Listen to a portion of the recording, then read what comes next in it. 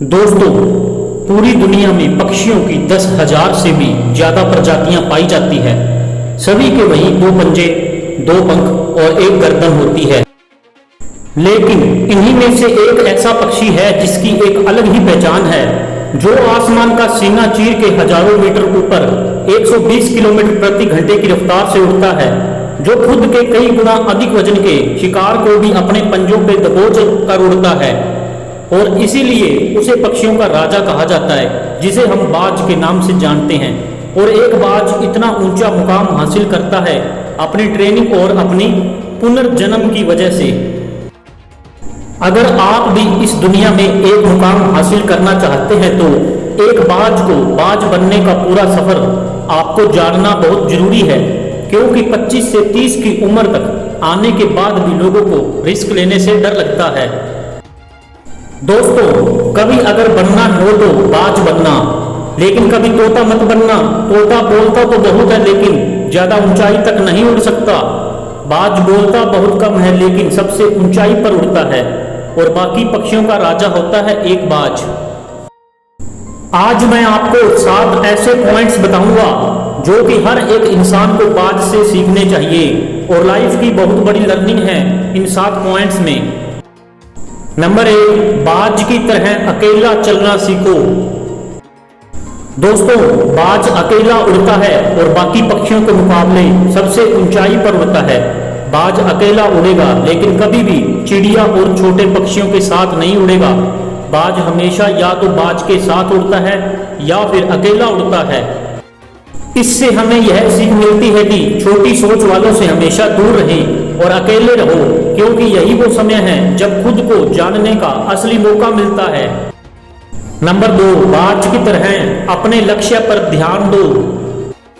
बाज का विजन बहुत ज्यादा क्लियर होता है और बहुत ज्यादा स्ट्रोंग होता है।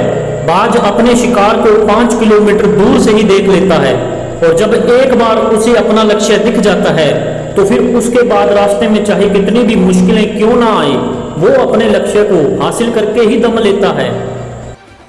दोस्तों, इससे भी एक बहुत बड़ी सीख मिलती है कि अपना विजन क्लियर रखो और उसे हासिल करने में फिर चाहे कितनी भी मुश्किलें क्यों ना आए, पीछे मत हटो उस बाज की तरह। नंबर 3, बाज कभी भी मरी हुई चीजें नहीं खाता। बाज कभी भी मरे हुए जानवरों को नहीं खाता, वह हमेशा जिंदा शिकार करता है। और इससे हमें यह सीख मिलती है कि ये जो हमारा पास्ट है वो मर चुका है, तो अपने उस मरे हुए थॉट्स पर ध्यान मत दो और अपने आने वाली ताजी फ्रेश जिंदगी में ध्यान लगाओ। अपने पास्ट की पुरानी यादें जो तुम्हें तंग करती है उन्हें वहीं रहने दो जहां उसकी जगह है, और तुम्हारे पास्ट की जगह है उसे अपने वर्तमान में जगह कभी मत दो। क्योंकि अगर एक बार तुम्हारा पास्ट तुम्हारे प्रेजेंट में आ गया तो तुम्हारा पास्ट तुम्हें कभी तुम्हारे प्रेजेंट में नहीं रहने देगा। पास्ट में तुम्हारे साथ कितना भी बुरा क्यों ना हुआ हो, वो सब यादें और थॉट्स मर चुके हैं, और उस बाज की तरह बनो जो कभी भी मरी हुई चीजों को नहीं खाता। नंबर 4, मुश्किल समय में डरो नहीं। जब आंधी तूफान आती है तो बाज बहुत ज्यादा एक्साइटेड हो जाता है। जब बारिश होती है जो सारे पक्षी छिपकर बैठ जाते हैं, लेकिन बाज को बहुत मजा आता है। जब तेज हवाएं चलती हैं तो बाज उन हवाओं के सहारे और तेजी से ऊपर की ओर उड़ता है, और ऊपर उड़ते उड़ते इतना ऊपर उड़ जाता है कि बादलों से भी ऊपर पहुंच जाता है। और इससे भी एक बहुत बड़ी सीख मिलती है कि मुसीबत में भी मजा ढूंढो। और नेपोलियन हिल ने एक बार कहा था कि हर बड़ी चुनौती अपने साथ में एक बहुत बड़ा अवसर लेकर आती है।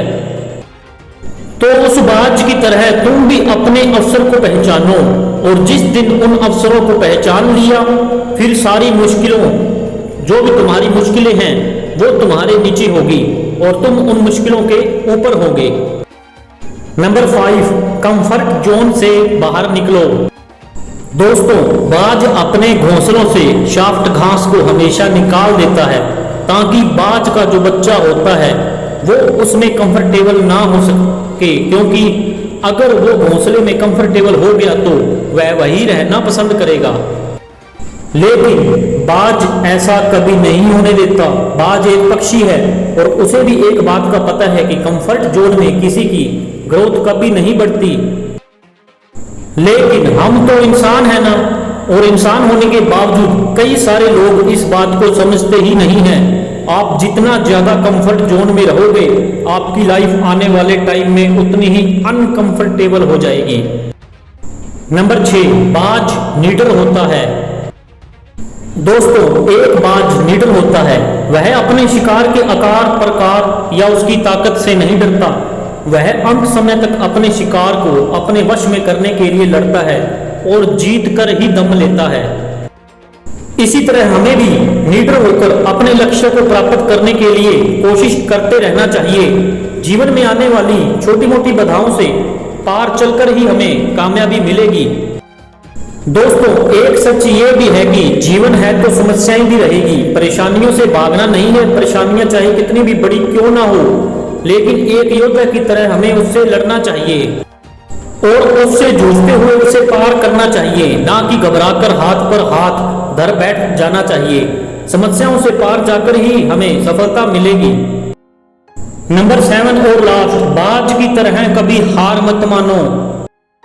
दोस्तों, एक बाज की उम्र लगभग 70 साल होती है, लेकिन जब वो 40 साल का होता है तो उसकी जो जिंदगी है वो बहुत खतरनाक हालातों से गुजर रही होती है। उसकी चोंच बड़ी हो जाती है, मुड़ जाती है, उसके पैर के नाखून बड़े हो जाते हैं, उसके पर काम नहीं करते, लेकिन वो फिर भी कभी हार नहीं मानता। वो उड़ता है, वो निकलता है अपने सफर पर और जाता है पहाड़ों में। वो अपनी चोंच को पत्थर पर रगड़ता है, अपने नाखूनों को रगड़ता है, जब तक कि वो पुराने शेप में ना आ जाए। अपने पंखों को घसीटता है और फिर एक नई लाइफ लेकर दोबारा अपनी मंजिल की ओर निकलता है। तो दोस्तों, इससे हमें ये सीख मिलती है कि हमें कभी लाइफ में कितनी भी मुश्किलें क्यों ना आए, कितनी बार भी हम असफल क्यों ना हो, लेकिन हमें हार कभी नहीं माननी चाहिए।